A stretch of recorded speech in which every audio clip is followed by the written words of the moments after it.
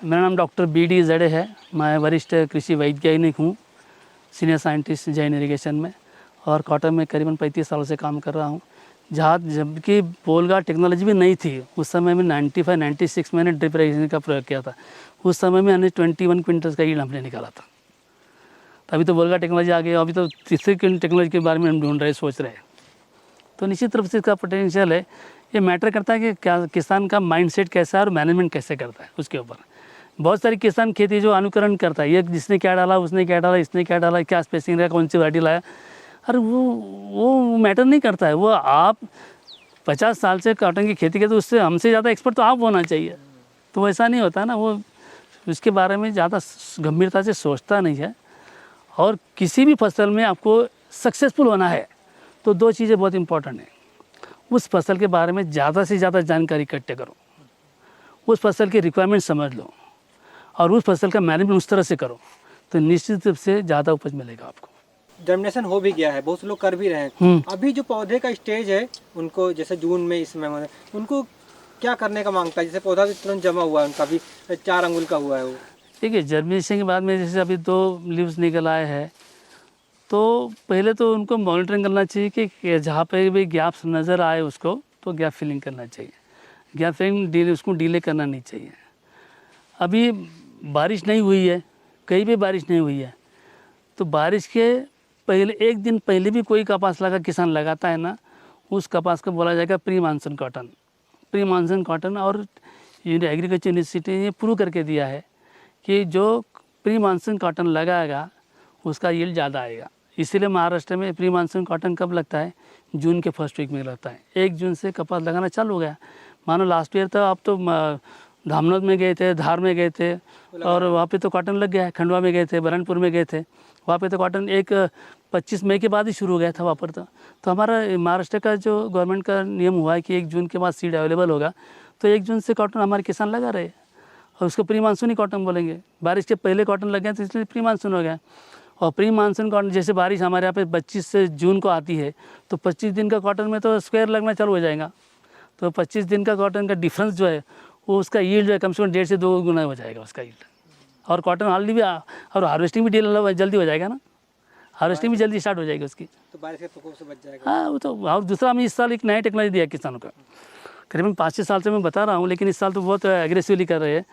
जो कपास जो है फ्लैट बेड पे ना लगाए, सपाट ज़मीन पे मत लगाइए, बेड पे लगाइए, ऊँची हुई क्यारी पे। उठी हुई क्यारी पे लगाएंगे तो, बेड पे लगाएंगे तो जब ज़्यादा बारिश हो जाती है ना, कपास बहुत सेंसिटिव क्रॉप है वाटर मैनेजमेंट के लिए।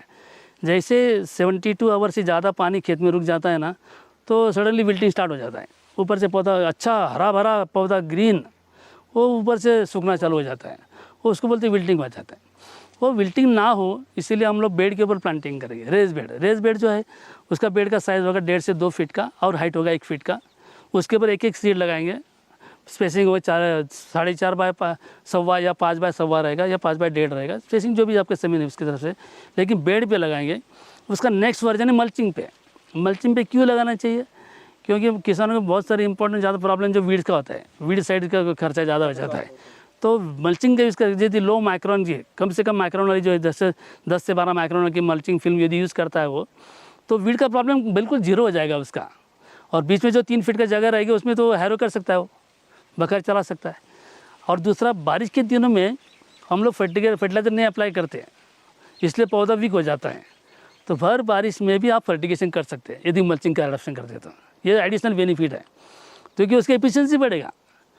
यदि किसी वैरायटी का यील्ड पोटेंशियल आपको एक्सप्लोर करना है ना, जेनेटिक पोटेंशियल, तो ये किसी भी वैरायटी का जेनेटिक पोटेंशियल एक्सप्लोर करने के लिए उसको पर्याप्त मात्रा में नमी चाहिए और पर्याप्त मात्रा में न्यूट्रिशन चाहिए, वो भी बैलेंस न्यूट्रिशन चाहिए, इम्बैलेंस नहीं। तो बैलेंस न्यूट्रिशन के कारण में उस वैरायटी का आप जेनेटिक पोटेंशियल एक्सप्लोर कर सकते हैं। तो ये नई 2 टेक्नोलॉजी है, रेज बेड के ऊपर प्लांटिंग, मल्चिंग फिल्म के ऊपर प्लांटिंग, ड्रिप इरिगेशन और फर्टिगेशन का उपयोग करते हैं। तो निश्चित रूप से 20 क्विंटल से भी ज़्यादा प्रोडक्शन आपको मिलना चाहिए। क्या कई सारे राज्य हैं जहाँ पे बहुत कम उत्पादन उनका है, बहुत सारे लोग कपास खेती दूर जा रहे हैं, तो थोड़ा उनके बारे में बता दें। कपास की खेती के बारे में तो दूर नहीं जा रहे, उल्टा लास्ट ईयर तो कपास का एरिया रकबा बढ़ गया। 130 लाख हेक्टेयर कपास का पूरे भारत में है, जबकि कॉमन जो एरिया होता है 120-122 हेक्टेयर का, लाख हेक्टेयर का होता है। अभी लास्ट ईयर का 130 लाख हेक्टेयर था, लेकिन एरिया बड़ा लेकिन प्रोडक्टिविटी कम हो गया हमारी देश की। 460 किलो रुई पर हेक्टेयर की, मतलब सीड कॉटन के हिसाब से बात करते हैं तो 5-6 क्विंटल पर एकड़ का प्रोडक्टिविटी हमारा है। और प्रोडक्टिविटी कम होने का रीज़न ये जो कि हमारे किसान काफ़ी 50 साल से भी ज़्यादा से कपास लगा रहे हैं, लेकिन कपास का क्रॉप का फसल का जो पहचान उनको अभी तक नहीं हुई, मुझे ऐसा लगता है। क्योंकि प्रोडक्टिविटी जो है वो निर्भर करती है आपका क्रॉप का मैनेजमेंट के ऊपर। अभी भी बहुत सारे लोग अभी करीबन नॉर्थ जोन में कपास जो हमारे इंडिया में जो है नॉर्थ जोन में लगता है, सेंट्रल जोन में लगता है और साउथ जोन में लगता है। जोन में सर स्टेट ही बताइए। सेंट्रल जो नॉर्थ जोन में जो है वो उसमें पंजाब है, हरियाणा और राजस्थान है। इस राज्य में जो कपास लगता है उसकी विशेषता ये कि ये कैनाल इरिगेशन पे लगता है और ये 95% से ज़्यादा इरिगेटेड क्रॉप है। लेकिन मुझे बड़ा ताज्जुब ये होता है कि 95% से भी इरिगेशन होने के बावजूद भी उनका प्रोडक्टिविटी 5-6 क्विंटल से ज़्यादा नहीं है पर एकड़ के हिसाब से निकालेंगे। तो दूसरा सेंट्रल जोन में जो 3 राज्य आते हैं वो होते हैं महाराष्ट्र, मध्य प्रदेश और गुजरात, ये 3 राज्य होते हैं। और सदर्न पार्ट जो है, सदर्न पार्ट में जो है वो है आपका आंध्र प्रदेश है, तेलंगाना है, कर्नाटका है, तमिलनाडु है और उड़ीसा में इस साल में अभी करीबन 1.5 से 2.25 लाख हेक्टेयर या उड़ीसा में बढ़ा है। लेकिन मेन जोन जो तीन जोन है, नॉर्थ जोन, सेंट्रल जोन और साउथ जोन, तीनों जोन की विशेषता ये कि नॉर्थ जोन की कपास जो है वो 95% से ज़्यादा इरिगेटेड है। वह सेंट्रल जोन में जो 3 राज्य है उसमें महाराष्ट्र छोड़ के मध्य प्रदेश और गुजरात जो है उसमें 42% इरिगेटेड कॉटन है। वह महाराष्ट्र में केवल 6% से 7% ही केवल इरिगेटेड कॉटन है और साउथ जोन में जो है 18 से 31% जो है वो इरिगेटेड कॉटन है। इन तीनों की विशेषता यदि देखते हैं ना तो ये प्रोडक्टिविटी कम आने के लिए मेन रीज़न जो है कपास का जो पहचान किसान को होना चाहिए वो अभी तक नहीं हुई, क्योंकि पॉपुलेशन मैटर करता है, इरिगेशन सिंचाई जो है वो मैटर करती है, न्यूट्रिशन मैनेजमेंट मैटर करता है। अभी किसी भी किसान को पूछेंगे तो उनके लिए कपास के लिए कितना न्यूट्रिशन की ज़रूरत होती है, उसका अपटेक रेशियो क्या है, कोई बता नहीं पाएगा। तीसरा जो है कि कपास में पॉपुलेशन कितना होना चाहिए। कपास का पॉपुलेशन जो है वो निर्भर करता है आपकी वैरायटी कौन सी यूज़ कर रहे हैं आप। इन कपास में जो है 2 टाइप के कपास होते हैं, एक तो इरेक्ट ग्रोइंग होते हैं और स्प्रेडिंग टाइप होते हैं। जो रेनफेड फार्मर जो है, हमारा जो कॉटन मिशन 2 चल रहा है, कॉटन मिशन 2 में हमारा मिशन ये कि भाई जो किसान रेनफेड कॉटन करेंगे उनको 10 क्विंटल कपास हम एश्योरेंस करके उनको ला के दिखाएंगे। और इरिगेटेड कॉटन जो है, जैसे ड्रिप इरिगेटेड कॉटन है जिसमें हम 20 क्विंटल की बात कर रहे हैं, कॉटन मिशन 2 में लास्ट टाइम में मेरा मिशन में चले, काफ़ी किसान सक्सेसफुल भी रहे। हमारा बहुत बड़ा का किसान जो है बेटावत में वो करीबन 22 क्विंटल उसने निकाला, कॉटन मिशन 2 में इसमें काम किया था। उसका एरिया था 37 एकड़, 37 एकड़ में उसका एवरेज यील्ड आया था उसका। और रेनफेड कॉटन में जिसके पास सिंचाई उसमें उपलब्ध नहीं थी वैसी किसान में उसको 12 क्विंटल आई, जब हम 10 की क्विंटल की बात कर रहे हैं। तो किसान मैनेजमेंट यदि सही ढंग से करता है ना तो निश्चित रूप से उसको जो टारगेट ईल्ड है, अभी किसान ने टारगेट से काम बात करना चाहिए। टारगेट ईल्ड यदि नहीं रखता है ना फिर वो जो आएगा वो कर लेगा तो वो चलने वाला नहीं है। अब दूसरा एग्रीकल्चर में 2 चीज़ बहुत इंपॉर्टेंट है, एक तो farmer should understand agriculture science and second treat your farming as a business. किसान उसके खेती को बिजनेस नहीं समझ रहा है क्योंकि उसका इंफ्रास्ट्रक्चर जो बेसिक इंफ्रास्ट्रक्चर जो है, लैंड जो है उसमें इन्वेस्टमेंट उसका 0 है आज। क्योंकि जैसे मैं अभी जलगांव डिस्ट्रिक्ट में, जलगांव तहसील में अभी ये वावड़दा गांव में हूँ, इसी एरिया में यदि मैं लैंड फसल जो एरिया 1 एकड़ एरिया ज़मीन में खरीदना चाहूँगा तो करीब 15 से 20 लाख रुपए एकड़ में मिलेगी। 15 से 20 लाख एकड़ में मुझे 3 या 4 क्विंटल में कपास लेंगे तो मुझे क्या उसका प्रॉफिट बनाने वाला है। तो बेसिक इंफ्रास्ट्रक्चर में उसका इन्वेस्ट 0 है ना आज। तो उसके एंसेस्टर से लैंड उसको मिल रही है, ग्रैंडफादर, फादर, फिर फादर को सन को लैंड मिली, तो उसका बेसिक इंफ्रास्ट्रक्चर पे इन्वेस्टमेंट 0 है। तो इंफ्रास्ट्रक्चर 0 होने से उसको प्रैक्टिस जो है कन्वेंशनल, जो ट्रेडिशनल फार्मिंग जो उसका जो है कन्वेंशनल प्रैक्टिस वो फॉलो कर रहा है। इसीलिए उसका माइंडसेट चेंज करना बहुत ज़रूरी है। माइंडसेट क्या चाहिए सर, मतलब किस तरह की कपास में कितने फीट पे लगाना चाहिए पौधा, अभी जून में लगाना तो क्या लगा रहा है, और लाइन से लाइन की दूरी ये भी थोड़ा सा बताइए। ये आपका सवाल तो बिल्कुल सही है क्योंकि इसके ऊपर बहुत सारी बातें हो सकती है। इसमें एक है कि जो किसान रेनफेड फार्मिंग करना चाहता है ना तो उसका पॉपुलेशन 10,000 कम से कम होना चाहिए। प्लांट पॉपुलेशन जो है ना, प्लांट पॉपुलेशन उसका 10,000 आना चाहिए। उसके लिए अंतर जो है उसने 4/1, 3.5/1, 3.5/1.5, 3.5/1.25 या 4/1.25 इस तरह से स्पेसिंग रहता है। तो 1 एकड़ में जो पौधे की संख्या जो है रेनफेड फार्मर की, यदि 3.5/1.5 करता है या 3.5/1.25 करता है, तो प्लांट पॉपुलेशन जो होना चाहिए उसको 10,000 प्लांट चाहिए। अभी जो नया कंसेप्ट है हाई डेंसिटी प्लांटिंग में 3/3 फीट में 90 सेंटीमीटर बाय 15 सेंटीमीटर, उसमें करीबन 29,999 प्लांट लगने वाले हैं। तो उसमें सीड कॉस्ट बढ़ेगी। तो हमें सोच रहे हैं कि भाई इतना ज़्यादा प्लांट पॉपुलेशन रखने की आपको ज़रूरत नहीं है, तो सीधा आप 10,000 प्लांट भी रखते हैं आप, तो 10,000 प्लांट में भी हमारा जो टारगेट है 10 क्विंटल्स का, वो हम अचीव कर सकते हैं। ये कैसे अचीव करेंगे हम लोग 10 क्विंटल्स? जैसे कि हम लोगों ने रेनफेड कॉटन ग्रो किया, प्लांट पॉपुलेशन 10,000 लिया, और रेनफेड कॉटन का प्लांट का हाइट जो है मैक्सिमम आपका 2.5 से 3 फीट से ज़्यादा नहीं होना चाहिए। बहुत सारे किसान का प्लांट का हाइट जो होता है करीबन 5 से 6 फीट होता है, तो 2.5 से 3 फीट ही होना चाहिए। कॉटन में 2 तरह की प्लांट्स ब्रांचेस होती है, एक होती है मोनोपोडिया और दूसरी होती है सिम्पोडिया। नीचे वाली सबसे नीचे वाली ब्रांच जो होती है वो उसको मोनोपोडिया बोलते हैं, जिस ब्रांच को बोर्ड्स लगते हैं, फ्लावर्स लगते हैं, वो सिम्पोडिया होती है। जैसे रेनफेड कॉटन में हम लोग एक्सपेक्ट करते हैं 10 से 12 आना चाहिए। 10 से 12 सिम्पोडिया यदि आती है और हर ब्रांच के ऊपर 3 बोल, केवल 3 ही बोल, 3 ये बोल आते हैं ना, उसको हम क्या बोलेंगे, बोल्स जो है 3 भी आते हैं, तो ये संख्या जो हो जाएगी करीबन 28 से 30 होगी। 28 से 30 भी संख्या मिल जाती है। और हमारी जो प्रैक्टिसेस है, जैसे बेसल डोज डालेंगे, फोलियर फीडिंग करेंगे, 1919 या 0/34 या 13/045 का स्प्रे करते, तो हर बोल का जो वेट जो है हम लोग एक्सपेक्ट करते 3 से 3.5 ग्राम में हम लोग एक्सपेक्ट करते। तो 3.5 ग्राम भी आता है और आपके 28 से 30 भी नंबर ऑफ बोल्स आते हैं। तो हर पौधे, कॉटन के पौधे से मैं यील्ड एक्सपेक्ट करता हूँ 100 ग्राम, 100 ग्राम ही आता है केवल। तो 10,000 प्लांट्स आपके हैं, तो 10 क्विंटल यील्ड पर एकड़ एश्योरेंस में देता हूँ। कॉटन मिशन 2.0 का मेरा मिशन यही है कि यदि कपास किसान लगाना चाहता है तो ज़रूर लगाइए, लेकिन उसका उपज जो है 10 क्विंटल से नीचे नहीं आना चाहिए, तभी उसको हम लोग कैश क्रॉप बोल सकते हैं।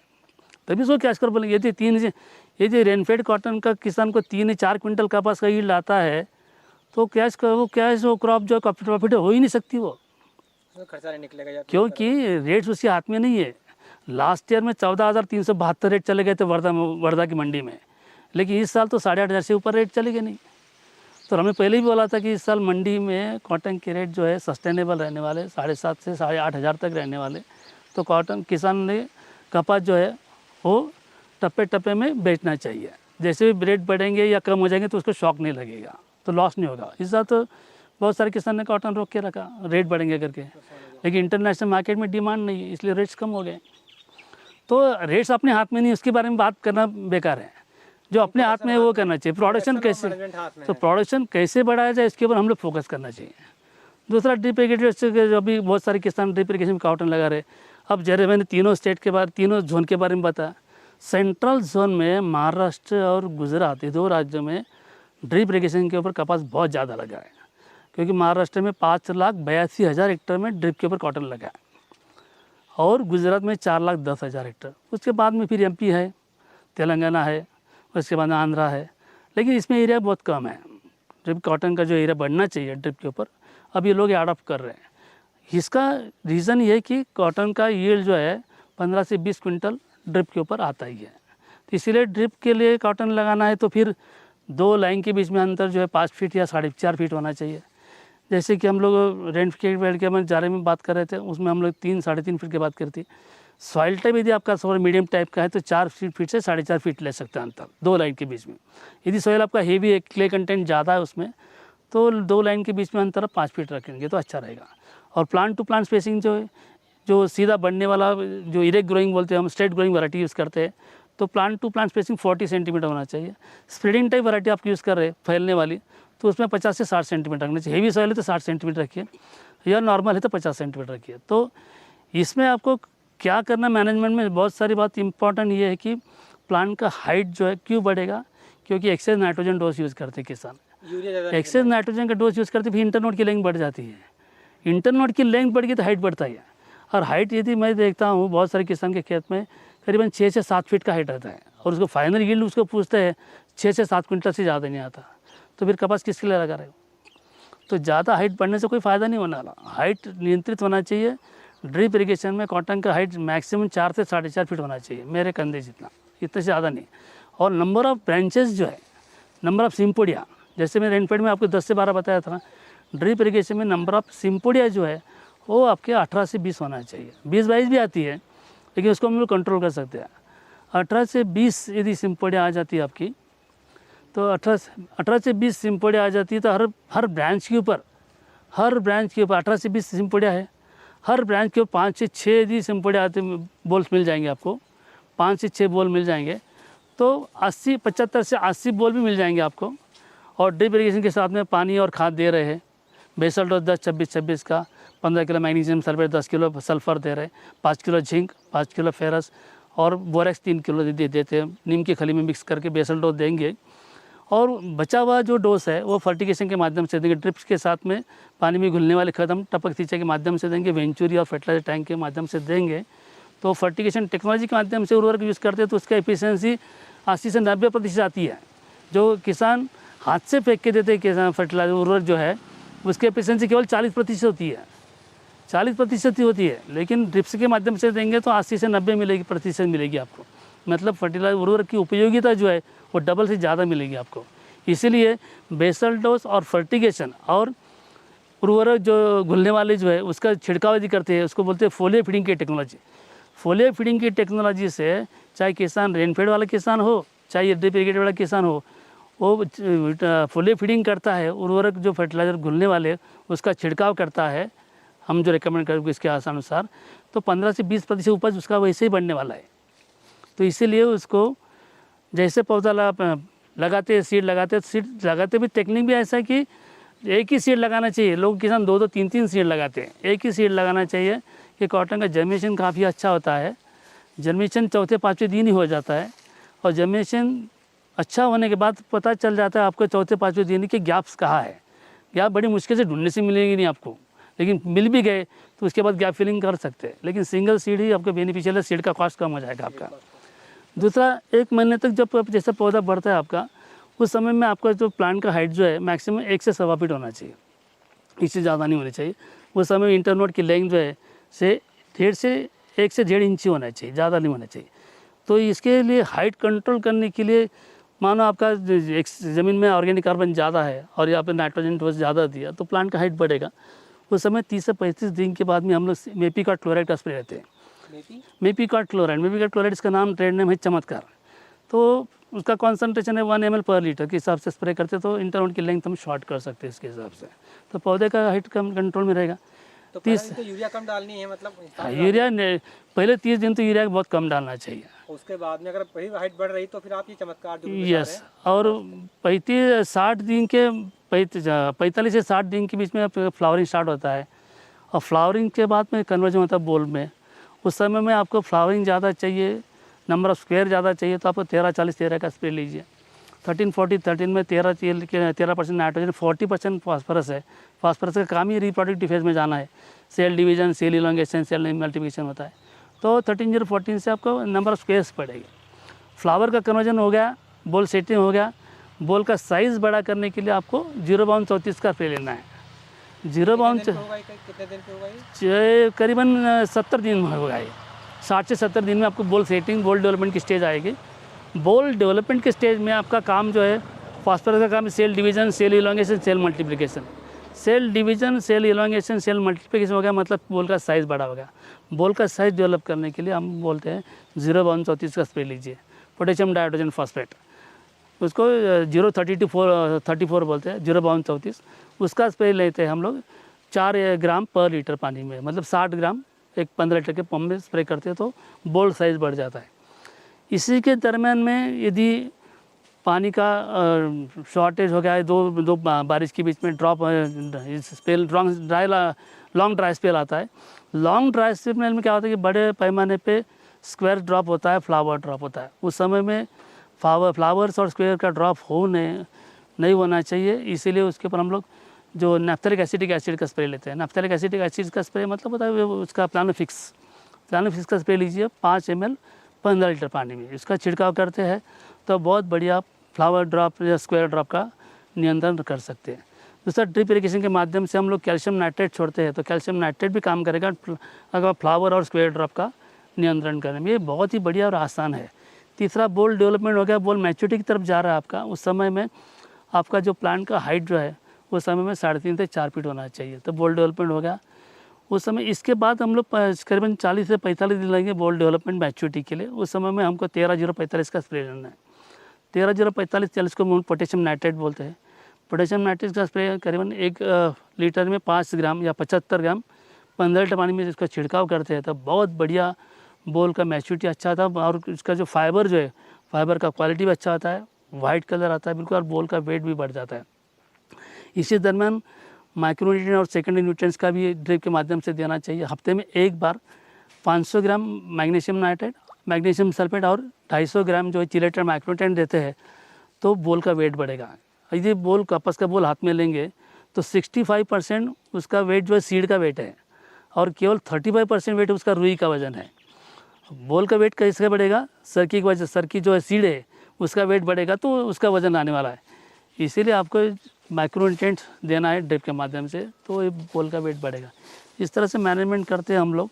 तो निश्चित रूप से हम लोग ड्रिप इरीगेशन के माध्यम से 400 ग्राम एक पौधे से मिलना चाहिए कपास। ये जो पंजाब हरियाणा या फिर थोड़ा राजस्थान का जो इलाका है खासकर जहाँ पे मतलब पानी वैसा है, हालांकि वो लोग बहुत जल्दी ड्राई होने वाले हैं, लेकिन वो अगर ड्रिप पे जाते हैं या इन पे तो उनके साथ उनकी प्रोडक्टिविटी बहुत बढ़ सकती है। निश्चित रूप से ये तो अभी बताने की ज़रूरत ही नहीं, क्योंकि drip irrigation has put it's merit improvement in yield as well as quality, saving in water, saving in fertilizer, ये तो उनकी मेरिट्स है उनकी। लेकिन अभी ये टेक्नोलॉजी का यदि सोचते हैं गंभीरता से तो ड्रिप इरिगेशन का टेक्नोलॉजी का एज जो है मोर देन 35 ईयर्स है। 35 साल से ज़्यादा टेक्नोलॉजी का एज है। जैसे जो सिमचा ब्लास इजरायली इंजीनियर उन्होंने ये इन्वेंशन किया था ड्रिप इरिगेशन का, और हमारी इंडिया में इस टेक्नोलॉजी का एज 35 ईयर से ज़्यादा है। और 35 साल के बाद में भी हम लोग ड्रिप इरिगेशन का बेनिफिट बताएंगे कि पानी बचता है, मजदूरी बचती है, फर्टिलाइज़र उर्वरक की एफिशिएंसी बढ़ती है या 25% फर्टिलाइज़र बचता है, उपज बढ़ता है, क्वालिटी अच्छी मिलती है। ये तो बेनिफिट जो है तो ड्रिप के हम लोग पहले 1987-88 में बताते थे। अभी इसके 35 साल हो गए, फिर भी कॉटन जो ड्रिप इरिगेशन जो है एडाप्शन, जो स्केल अप एडाप्शन जो है वो हमारी इंडिया में धीरे धीरे बढ़ रहा है। जैसे कि हमने टास्क फोर्स देखा था APMI में गए, पूरी इंडिया में जो माइक्रो इरिगेशन का टास्क फोर्स हुआ था 2005 में, उस समय बताया था कि पूरे भारत में पोटेंशियल जो है ड्रिप इरिगेशन के लिए, माइक्रो इरिगेशन का पोटेंशियल जो है वो 69 मिलियन हेक्टर है। 69 मिलियन हेक्टर में से अभी 2022 में हम लोग कहाँ तक पहुँचे? 14 मिलियन में पहुँचे। 14 मिलियन में मतलब 20% ही केवल एडॉप्शन हुआ है। अभी हमारे पास बहुत कुछ करना बाकी है। टेक्नोलॉजी अपनी जगह पे सही है, लेकिन माइंडसेट चेंज करना बहुत ज़रूरी है। Farmer should think out of box. किसान सोचते नहीं है, उसको अलग तरह से सोचना पड़ेगा, क्योंकि उससे को यदि सही में प्रॉस्पेरिटी लाना चाहता है अपने फैमिली में, अपने केस में, तो प्रॉस्पेरिटी के लिए उसको माइंडसेट चेंज करना पड़ेगा। माइंडसेट चेंज करेंगे तो टेक्नोलॉजी एडॉप्शन करेंगे, टेक्नोलॉजी एडॉप्शन करें तो उपज बढ़ेगा तो मुनाफा बढ़ेगा और प्रॉस्पेरिटी आएगी। This is the positive correlation.